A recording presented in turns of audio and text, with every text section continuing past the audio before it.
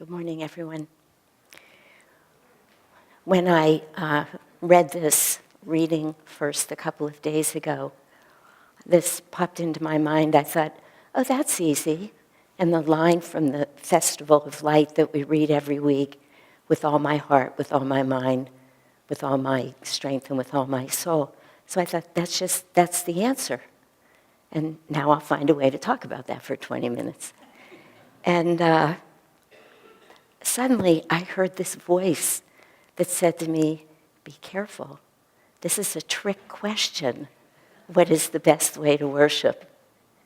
So I thought, a trick question. So then I said to God, just like this, you know, how many times do I have to tell you I don't like your riddles? That's exactly what I did. It just was like a flash. It went like that. So then I sat for a while. And this was a couple days ago. I like to do the readings, and then you just think about it as you go through your life, all of what life is. And then I thought, if I reverse the order, this is the thought that came, of heart, mind, soul, and strength. If I turned it into mind, strength, heart, and soul, that would be like a journey through the chakras. And it felt very right to me. Of course, I happen to be teaching a class on the chakras right now, so they're very with me. And I thought, that is what worship is about. And I said to myself, it's like a pilgrimage or a journey through the chakras.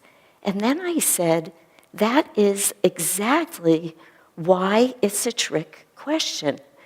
Because there is no one way to worship. There is no real answer to the question. The answer, of course, Swamiji gives us. He says, go inside. But the reason that we have to go inside is because the very definition of worship will change for every one of us. When I realized that I was thinking about the chakras, and that it made perfect sense for this reading. For those of you that may not know, the chakras are the result of, in this life, an energetic reality that we all are. And they are that energy that we have formed, become, lifetime after lifetime after lifetime, laid down in what is called our astral spine during each birth, and they are absolutely unique to every person. They're like snowflakes or fingerprints. No two people can be alike. No two people share the same energy in their chakras. You might say, in a way, that we've individualized our delusion, which is exactly what it is. If you happen to love your life, you could be sitting there feeling pretty good about that. Others of you might be saying, what a mess. And that would be just as true, but the truth is, we've done it. It's nothing that's been done to us or that has happened. We are energetic beings, first of all, and it's subtle, energy subtle, so that lifetime after lifetime, including this very one, every single thing that we think, that we do, that we acquire, every way we behave is affecting the energy in that spine and making us utterly unique. Now, that can be a little terrifying to think about. We're going to try and avoid getting into the terror of it, but it is literally true that every thought we have, this is how subtle our chakras are. Every single thought that you have, it just makes like a little imprint. It's like working in the most subtle clay. You think a little negative thought here, pushes in a little, pushes down a little. That's what happens in the chakras. You have a positive thought, an expansive thought, your astral spine opens and energy starts to rise, which is what we want it to do. We want to be moving up and out. Now, I know this sounds strange. The chakras are the hardest thing to talk about because it's very easy to write off the chakras as if they're something somebody devised in a fantasy of their mind. Because we can't see them, we can't dissect them, but they're very real. I was thinking just the other night in class, I mentioned that in the late 1800s, the person who was in charge of the patent office wrote a letter to the president and said, we can close the patent office right now. Everything that could possibly be discovered has already been discovered. You know, people can't imagine what they don't see. We're all a little bit like that. I remember years ago when, I don't know why it came to me, but this was in the mid-70s, suddenly, probably because I'd just been to Hawaii and gorged myself on all of their all-you-can-eat places that they used to have there. I came home and I decided that's it. Nothing but whole food, and I'm going to become a vegetarian. Everybody in my life rebelled. Everybody. They thought it was so absurd that I didn't want to eat sugar, that I wasn't going to eat meat, that I was going to clean up my diet. It was the mid-70s. Now, of course, all of those same people are eating very healthy diets. If I take them a little chocolate, they look at me like, what are you doing? Don't you understand what a good diet is? We can't fathom it. I mean, the world was flat to everybody for a lot of years. It just goes on and on. The chakras are real. There was a very interesting point that Connie Hernandez made in our chakra class the other night. She was presenting a little slideshow on the fifth chakra, which is this cervical area.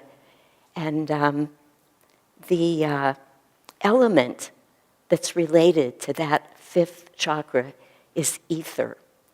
So it's that point in our spiritual journey when we're talking about the fifth chakra where we have really let go of a sense of self as separate from everything else in the world.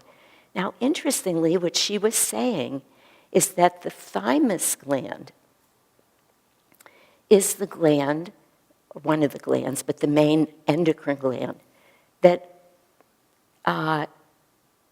manifests energy consistent with the fifth chakra.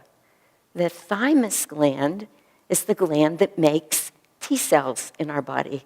T cells have everything to do with our ability, with our immunity, that we can create immunity, that we can fight disease. It is also these T cells that get out of whack during what are called autoimmune diseases. So autoimmune diseases have to do with us basically attacking ourselves inappropriately. So the T cells have to do with self and not self, and they get confused, and these different conditions happen. But it was just struck me as so obvious. We could talk about the planets with the chakras. We could talk about colors with the chakra. We could talk about crystals with the chakras. Every time you come upon one of them, it makes as much sense as that. Because spiritually, we're losing track of ourselves. And the thymus gland, if it gets off, it's losing track of itself. It's just so perfect because it's real. It's nothing that we're making up in our mind.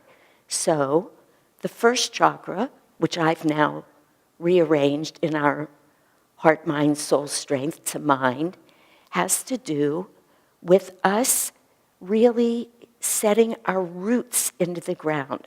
We've gone from pure spirit, we inhabited this body, to pure physical form. Now, we're immediately on a journey back to pure spirit.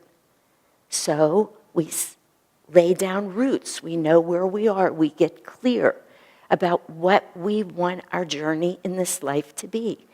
It's about loyalty. It's about steadfastness. It's all about what can go on in the mind in a very physical way. Then if we come up to the third chakra, strength, it's about fiery determination, fiery self-control. It's about willpower. It's about purification. This all matters, believe it or not, in terms of this reading. I'm going to get us back there. It's about what happens. Its element is fire. When we throw anything into the fire, and in this case, in our spiritual journey, what we want to throw into the fire are all of those things that are holding us in physical form, all of the delusions that we live with, all of the attachments that we live with. We want to put them into a fire because what happens when you put something into a fire? Nothing that goes into a fire comes out in the same form. It is transformed. And not only that, it goes from the physical to some other form. It begins to lose form. That's the first step on our spiritual journey of becoming formless, of moving closer to remembering our true nature, which is quintessentially formless, one with all that is. And then we move up into the heart. And the heart, which is the first experience on this spiritual journey of having absolutely no form.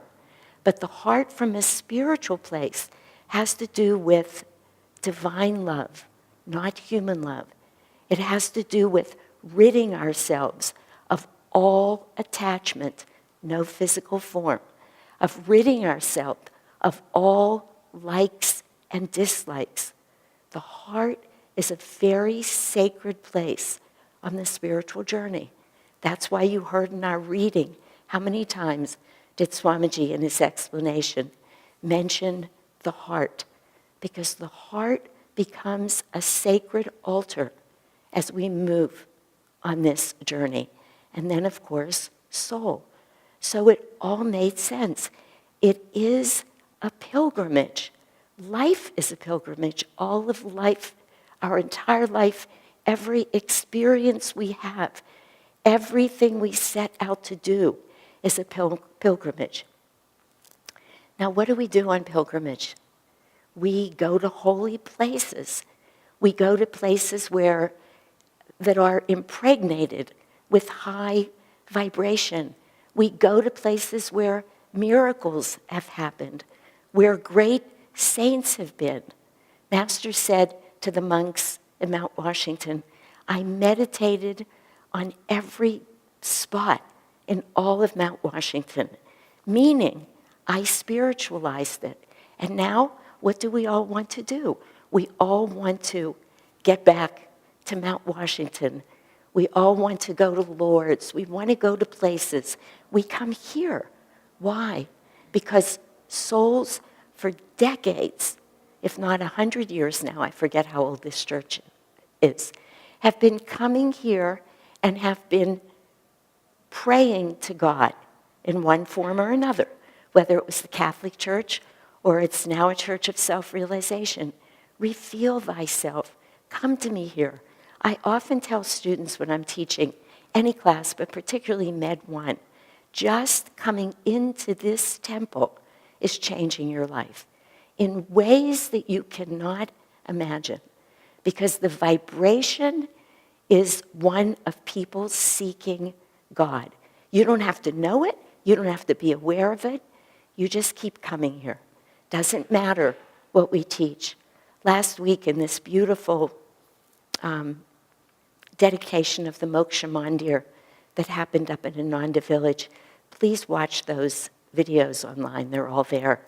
Unfortunately, those of you who weren't there can't see the movie yet that we watched Sunday morning about Swami Kriyananda's life, but that's coming.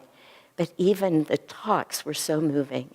And at one point, Nayaswami Devi said, if I had only seen Swami Kriyananda one time, it would have formed and informed everything that happened in my life after that. Just knowing that somebody like him existed with such pure love, with such a pure vibration. That's what happens to us when we go on pilgrimage, when we come to places like this. That is what we're doing as we take this pilgrimage through the chakras, from mind, strength, heart, to soul. We are on a pilgrimage. The outward goal is to some sacred place, is to a place of high vibration. The inner journey is to one of absolute reunion with God. The inner journey is one of inner communion in silence with God. Just as Swamiji wrote here, no different. What we have as outward manifestation in our life becomes our inner journey. Now you can see, if that's true, that the best way to worship changes for every one of us. Because what worship means is, what activity is it? What are we going to do that's going to take us step by step by step closer to God? That is what worship becomes. There is no one way to worship. If you look even at Master's disciples, look at Swami Kriyananda, who we all know so well. He wrote 400 and some pieces of music, 150 books. Creativity. Master said to him, your life will be one of intense activity and deep meditation. And then look at Sister Gyanamata. Was she any less of a great soul? But did her life look anything like Swamiji's? She never wrote a book. She didn't write a song. People took her words and wrote a book later. Or what about, I was thinking about it because Rajasi, who's spoken of, who Master said was his most highly evolved male disciple. He looks entirely different than Swami Kriyananda looked. Entirely. We're about to have a Rajasi day here because his path was one of, out in the business world, make things happen, and deep meditation. They were so different, even those disciples of a great master. Just imagine how different we are. Just imagine how each one of our paths can look different. So what we need to do is we need to get quiet enough, we need to get still enough to be able to hear what are our next steps. Maybe it's coming to a lot of kirtan. Maybe that's how you're going to find God. Maybe it's through service. Maybe you, on your path right now, the next thing you're supposed to do is study or write a book. Ultimately, all of the masters talk about finding God in deep meditation. But what about those of us who can't meditate for long periods? What are we to do? Does that mean God doesn't love us, or we're not going to find our way back to God? Of course we are. Of course we are. Our job is to get all the way up here to the heart. That's our job, is to first get to the heart, where we can then take all of that devotion, feel God's love, and then effortlessly begin to see God in everyone and in everything. And then the rest of the journey has a very different feel to it than as we have to lay down roots, learn how to be flexible and flow, put ourselves through fires of purification. But remember, we created it. It's ours. There's never a mistake. Of course we're going to keep going on this journey. It's exactly our journey. We were sitting in the minister's room before service, and somebody was asking about another one of our members who wasn't feeling very well, and the comment was, well, maybe every once in a while she wishes, could I just have a different body? And I thought, that's what the sermon is. Of course you can't have a different body. That's not to say that it always feels wonderful or that it's easy, Life was never meant to be easy. Life is a battlefield. That's what Krishna said to Arjuna. That's exactly what it is. It's not supposed to be anything else. Our job is simply to do battle with anything and everything that's holding us back from opening our heart. The most beautiful part of last weekend, the most inspiring, whatever that was that had people literally, many people have told me, crying all the way home, not being able to get back into their minds, not knowing what hit them, but what hit them was an extraordinary opening of the heart as we all sat there from Friday till Sunday and steeped ourselves in the enormous love that was Swami Kriyananda. Swami Kriyananda said about this reading, the meaning of this reading is unequivocal, he says. He says, it says to us, the journey of life is primarily inward. Why inward? Because that's into our astral spine. That's where our answers lie. That's where our pilgrimage that's going to take us to God is. Until, he said, we feel that devotion, and then we turn that devotion, the devotion of the love of God, not the human love that we feel, outward into the world.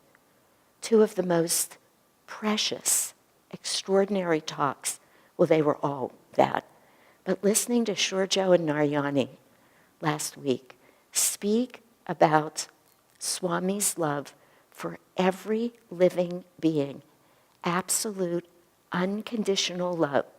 And as it says in this reading, in its own way, once you know God's love for you, once you fight for that, once you have that realization, you feel that love for everything in this world.